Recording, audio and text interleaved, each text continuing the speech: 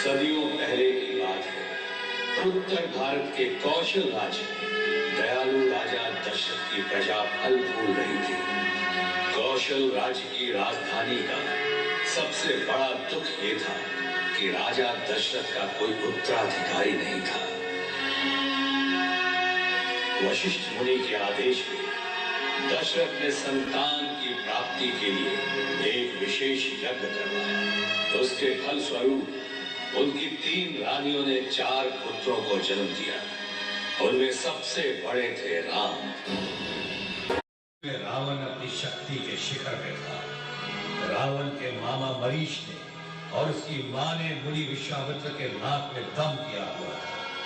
ये मुनि अयोध्या की सीमा के पास एक जंगल में रहते थे। ये राक्षस विश्वामित्र की प्रार्थनाओं में प्रतिदिन दिन बनाते और ऐसे ही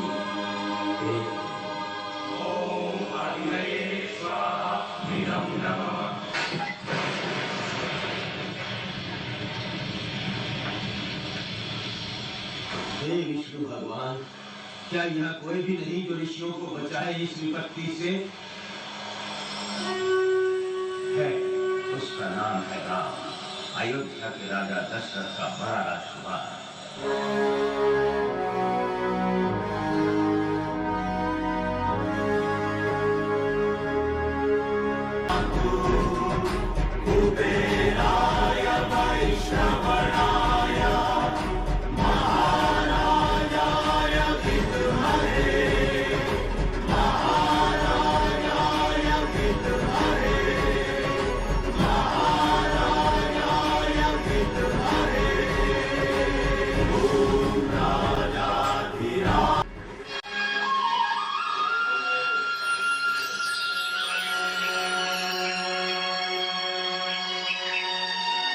प्रणाम मुनिवर, आपका स्वागत है। आपके चरण स्पर्श से अयोध्या नगरी पावन हो गई। राजन, मैं विश्व शांति के लिए एक महत्वपूर्ण यज्ञ कर रहा हूँ, लेकिन दानव उसमें बाधा उत्पन्न कर रहे हैं। मांस और हड्डियां फेंक कर वे पवित्र यज्ञ को भ्रष्ट कर रहे हैं। इन दानवों का नाश करने के लिए मुझे तुम्हारे पुत्र राम की सहायता चाहिए।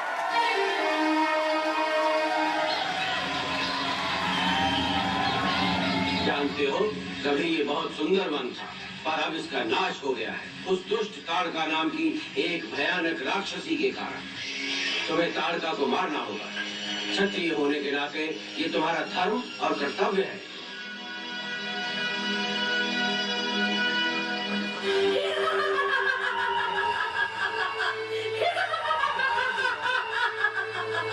राम और लक्ष्मण दोनों ने अपना निशाना बांधकर त्राटिका का वध किया।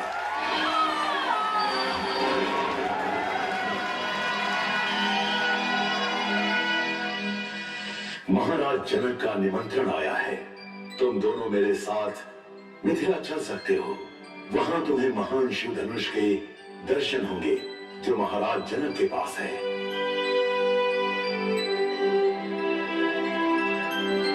राम और लक्ष्मण दोनों विश्वामित्र के साथ मिथिला की ओर चल पड़े।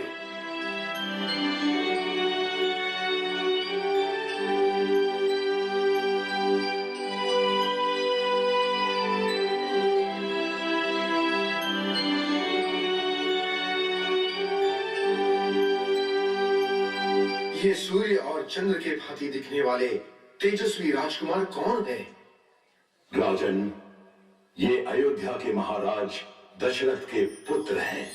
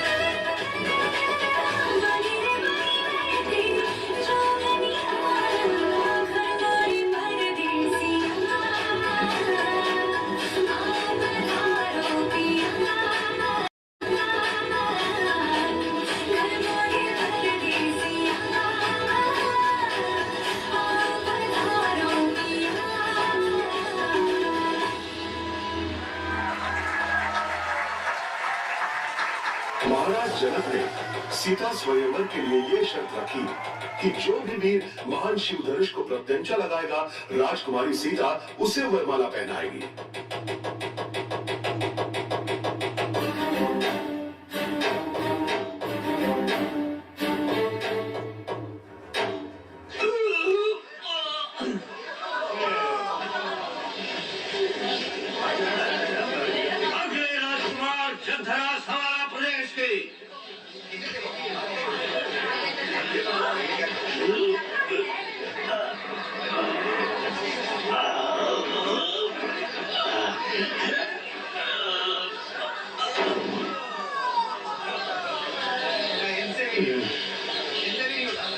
श्री राम अयोध्या के राजकुमार।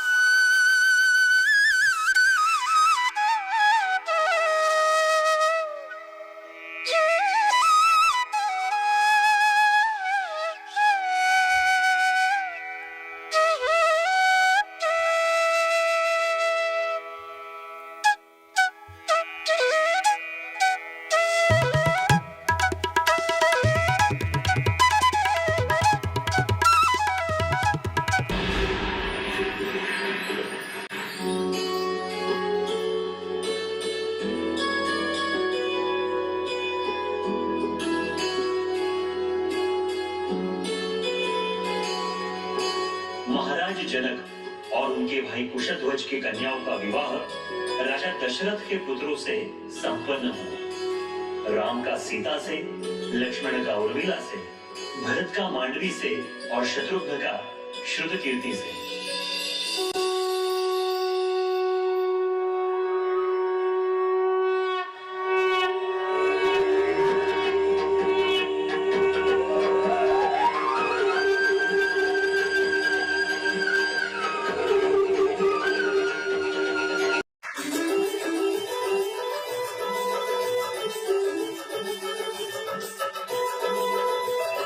जब कैकेयी अपने गहने उतार रही थी, उसी वक्त मंथरा वहां आई। सच देखा, ये भी कुछ समय है तुम्हारा। पूरे राज्य पर जब तुम भाग्य के बादल मंडरा रहे हो। मंथरा, तुम्हें मालूम नहीं क्या, हमारे प्रिय पुत्र राम कल अयोध्या के महाराज बनने वाले हैं बुद्धू औरत। कैकेयी, तुम तो बड़ी भोली हो, ताऊ पेच नहीं जानते। देखा तुम्हें राजा दशरथ ने कैसा धोखा दिया है। महाराज ने भरत को अयोध्या से बाहर क्यों भेजा हुआ है, वो भी ऐसे शुभ समय पर। क्यों? पर मैं क्या करूं? सब कुछ छोड़ दो, तुम सच्ची मित्र और चतुर मंथरा बनो। जब राम को एक तरफ राज तिलक करने की तैयारी हो रही थी, तभी उसकी सौतेली माँ कैकेयी अपने पुत्र भरत को अयोध्या का राजा बनाने का षड्यंत्र रच रही थी। क्या हुआ? तुम्हें क्या दुख है? ऐसी शिवरात्रि में तुम रोकी रही हो।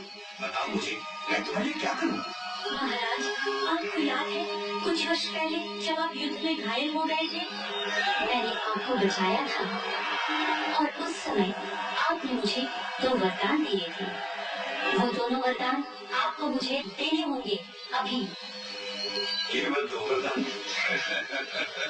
तुम जितने वरदान चाहो ले लो। नहीं, मुझे केवल वो ही 2 वरदान चाहिए। उन 2 वचनों में पहला वचन था कैकेयी के पुत्र भरत राजा बने, और दूसरा वचन था राम को 14 बरस का वनवास। वो मैं तुम्हें नहीं दे सकता कैकेयी, बिल्कुल नहीं। वो मैं तुम्हें नहीं दे सकता कैकेयी, बिल्कुल नहीं। मैं अपनी सारी संपत्ति दे दूंगा तुम्हें, कुछ लेकर तुम खुश होगी। दुनिया को ये मालूम हो जाएगा कि सूर्यवंश के महान राजा ने अपना वचन नहीं निभाया। यदि मुझको देने हैं तो वो ही 2 वरदान दीजिए। आपस में चले राम रघुराई,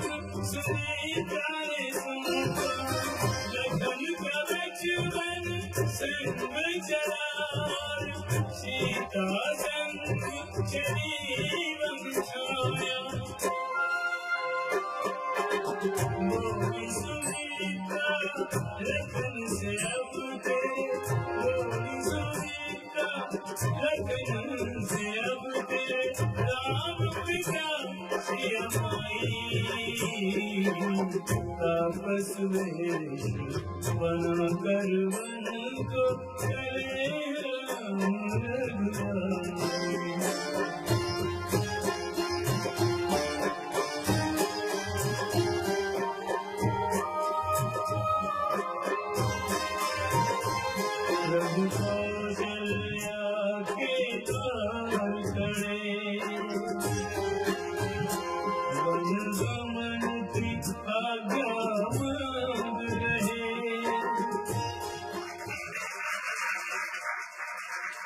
श्री राम तो आज्ञाकारी थे, इसलिए उन्होंने अपने सौतेली माँ कैकेयी की बातों को आशीर्वाद माना और माता सीता और प्रिय भाई लक्ष्मण के साथ 14 वर्ष का वनवास व्यतीत करने के लिए राज्य छोड़कर चले गए।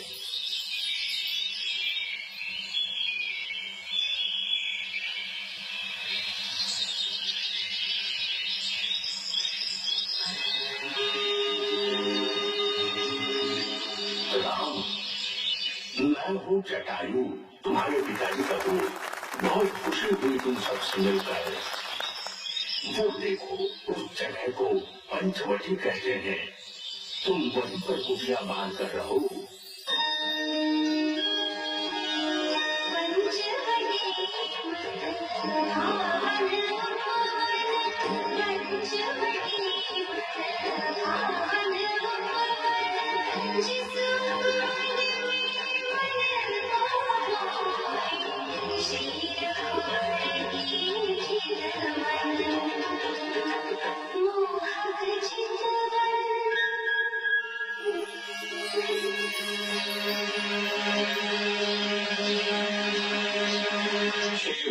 बीत जाते हैं। राजा दशरथ का महल अंधकार में डूबा रहता है। राम, राम, मेरे बेटे मुझे क्षमा कर देना। राम, राम। ये सारी पीड़ाओं और सारे दुखों से मुक्त हो गए। जय श्री राम, जय जय श्री राम।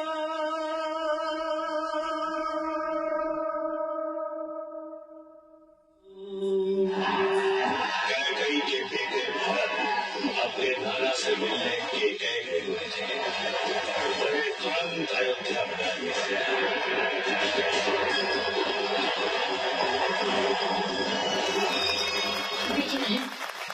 बहुत अच्छा हुआ आ गए तुम। जो हुआ सच है, वो पिताजी का स्वर्गवास हो गया। हे भगवान, ये सच है ये बात। हाँ, पर हमारे लिए ढेर सारी खुशियाँ छोड़ गए बेटे। कौन सी खुशियाँ? तुम्हारा सपना कभी पूरा नहीं होगा माते।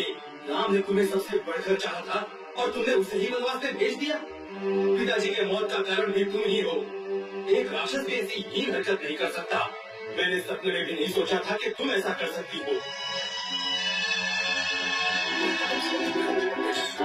राजाश्री, यही है वो औरत, इस षड्यंत्र की जड़। मुझे क्षमा कर दो।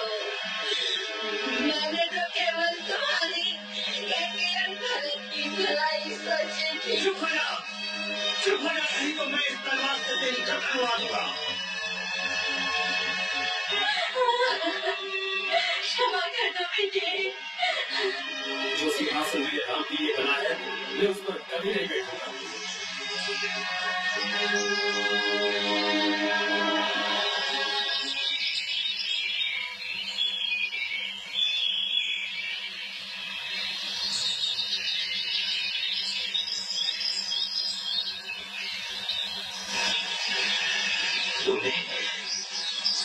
कहा मेरे भाई? हमारे पिताश्री नहीं रहे? हाँ भैया, स्वर्ग को सुधार गए पिताश्री। पिताश्री, पिताश्री, क्षमा कर दीजिए भागे राम को, क्षमा कर दीजिए अपने बेटे को पिताश्री।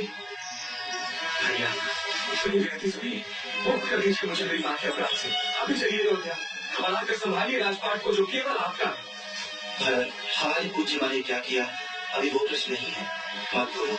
महान सम्राट राजा दशरथ ने यह आज्ञा दी है हम दोनों को कि तुम राज्य को संभालो, और मैं पूरे 14 वर्षों तक वन में किया हूँ। वनमें की निश्चय किया है। पम्मी का रख लिया। और मेरे पार्लर वाले किसका? शैली आंटी। तूने शैली मैं किया हूँ। वनमें की निश्चय किया है। ये राज्य मैं अपने लिए कभी स्वीकार नहीं करूंगा।